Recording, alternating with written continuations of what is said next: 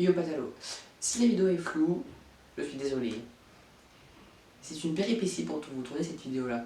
Je suis tout seul. Enfin, parce que on a la sœur de mon copain et son frère qui est là, donc je les laisse ensemble. Ça fait un an qu'ils se sont pas vus. Et donc j'essaie de faire le focus tout seul, j'essaie de faire la vidéo toute seule. Et est-ce que vous voulez rire, j'ai déjà tourné une vidéo qui durait 16 minutes et quand j'ai voulu la regarder, j'étais pas du tout cadrée, donc on voyait que ça de ma tête. Donc là je ne sais même pas si on voit mes cheveux, je vais me mettre comme ça, voilà, grand écart. Normalement ça devrait être bon, mais si je suis fou je suis désolée.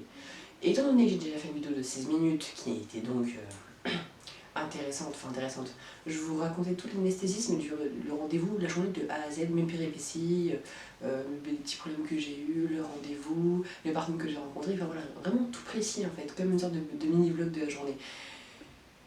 Mais étant donné que j'étais pas cadrée, j'ai la flemme, donc là je vais pas tourner autour du pot, je vais pas vous raconter toutes mes péripéties. Je vais aller droit au but, parce que j'ai pas envie de la refaire. Donc si la qualité est mauvaise, je suis désolée, mais bon, au moins vous allez pouvoir entendre et savoir comment se déroule un rendez-vous anesthésiste pour une anesthésie générale pour pour une opération de mammectomie. Je suis fatiguée, j'en ai marre. Quand je suis arrivée donc à Amiens, je suis partie en convoiturage. Le mec voulait m'arranger, c'était un amour, mais j'étais pas au bon endroit, donc j'ai dû rejoindre l'autre hôpital qui était à l'opposé. J'ai dû prendre plusieurs bus, j'étais accompagnée par des personnes qui m'ont aidée. Voilà, vraiment le côté humain était vraiment parfait, j'ai eu de l'entraide, c'était vraiment cool de leur part, donc merci à eux. Quand je suis arrivée en fait, pour finir avec de l'avance, je ne pensais pas.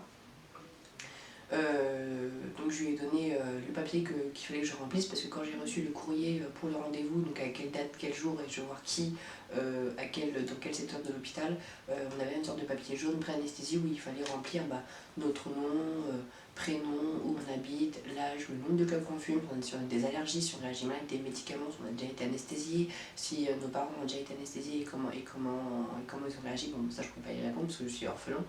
La taille, le poids, le nombre de clopes que j'ai déjà dit, voilà, pas mal de petites questions, puis s'il y a des informations en plus qu'on pourrait dire aux anesthésistes, quel traitement on prend actuellement, etc.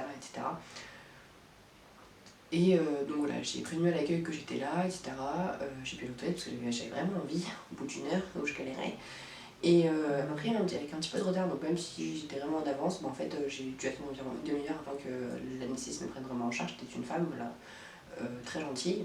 M'a reposé un peu des questions, il y avait déjà les réponses sur le document jaune comme je vous ai dit, donc j'ai dû encore répondre. Voilà. Elle m'a fait un peu la morale quand elle a vu le nombre de clopes que je fumais, mais voilà, j'ai mis entre 15 et 30, mais par exemple le jour J où j'étais à ce rendez-vous là, je ne comptais que 12 ou 13, donc j'ai fait une grande marche 15 à 30. Surtout que je lui ai précisé que durant un mois avant, je ne fumerai plus. Donc le 13 mai, j'arrête de fumer. Le 13 avril, j'arrête de fumer parce que je me fais opérer le 13 mai. Ça va être dur, mais on va essayer. Si après j'y arrive pas, il y a plein de gens qui arrêtent de fumer quasiment 5 jours avant l'opération. Moi j'arrêterai 5 jours avant l'opération et puis on verra bien. Durant ce rendez-vous, elle m'a parlé un peu rapidement des risques de l'anesthésie. Bien sûr, une anesthésie générale, vous pouvez ne pas vous réveiller. C'est des risques. Donc je pense que c'est pour ça qu'on nous pose autant de questions par rapport à notre taille, notre poids, notre âge, et puis ce qu'on prend comme traitement, les allergies qu'on a, parce que ça peut être dangereux pour savoir avec quel produit vous nous anesthésiez, la dose qu'il faut mettre, etc. pour être sûr qu'on ait quand même le moins de risques le jour J. Voilà. Mais il y a toujours un peu la crainte que la personne ne se réveille pas, c'est fort possible. Moi j'ai déjà été anesthésiée de manière générale, je n'ai pas eu de problème, je me suis réveillée, donc je ne crains pas là que je me réveillerai pas, normalement je vais me réveiller. Elle voulait, donc elle a écouté mon cœur aussi, pour voir un peu comment ça se passait à l'intérieur. Je suis restée habillée pour ça. Elle a pris mon poids parce que je ne savais pas trop, donc je suis tournée 54 kg, j'avais dit 55-56, c'est pareil, voilà, 54 kg. Et puis après elle m'a emmenée voir une infirmière pour qu'elle allait me faire un électrocardiogramme. Donc elle m'avait demandé de me mettre torse nu, puis quand elle a vu que j'avais ma brassière et que j'étais un peu gênée parce que moi j'étais à FTM, etc., elle m'a dit gardez-la au pire. Sauf que j'avais déjà quasiment tout enlevé, je lui ai dit, je vous avoue, dans un mois je me fais opérer, je me mets torse nu ou pas, ça va pas changer grand chose, au point où j'en étais, ça m'a pas dérangé.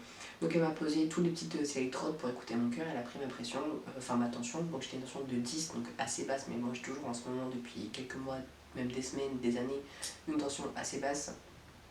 Donc chez moi c'était pas non plus catastrophique. Et voilà. Donc tout allait bien par rapport à l'électrocardiogramme, il n'y avait pas de souci par rapport à ça. Il voulait me faire passer une prise de sang alors que j'en ai déjà fait une récemment, donc j'avais les résultats sur moi, c'est-à-dire que j'en ai fait une il y a quoi, il y a une semaine et demie, quand même environ 8 à 10 flacons qu'il prenait. Donc là, en même pas un an, j'ai suivi beaucoup de prises de sang, donc ça aussi c'est énormément fatigant parce que à la fin ils prennent du sang, ils prennent du sang, ils prennent du sang, mais derrière il faut aussi que tu te reposes.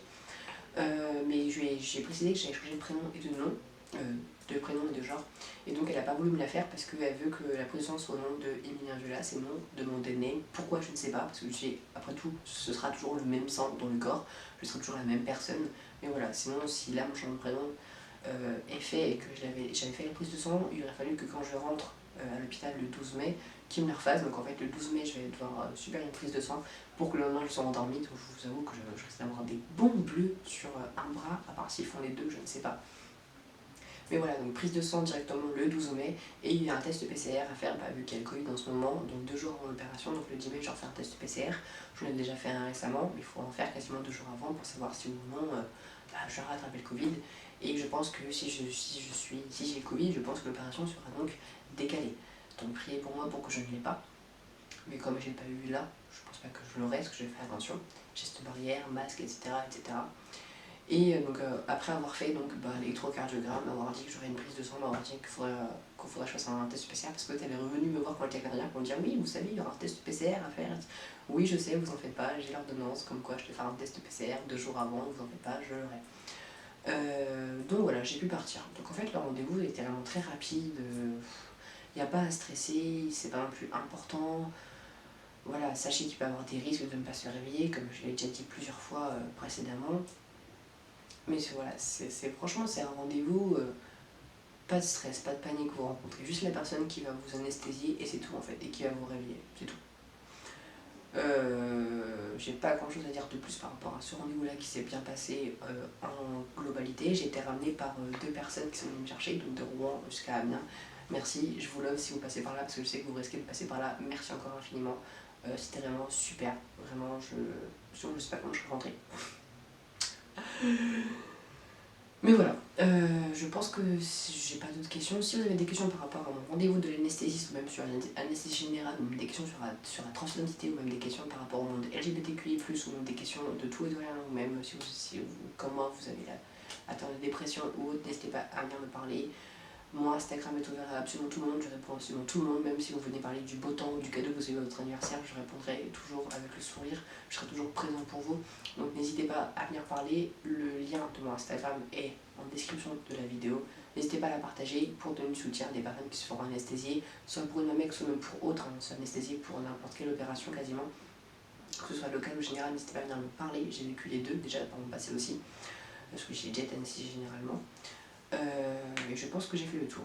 N'hésitez pas à lâcher un petit pouce bleu, même si la vidéo fut très rapide, qu'elle fut très concise, que j'ai parlé assez vite, mais voilà, je suis désolée, je l'avais déjà faite avant, et voilà, donc je voulais pas m'amuser à tout refaire une deuxième fois, j'avais pas le courage.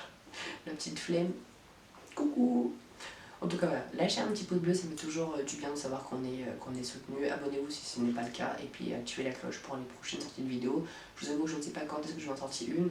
Je pense quand même avant l'opération, parce que voilà, pour l'opération je ferai des mini-vidéos que je vous mettrai, je pense faire une sorte de vlog que je posterai sur YouTube, et puis je vous tiendrai au courant sur Instagram. Et comme ça, si vous avez des questions précises par rapport à l'opération, n'hésitez pas à me les poser, même avant, je verrai que le chirurgien s'il peut y répondre.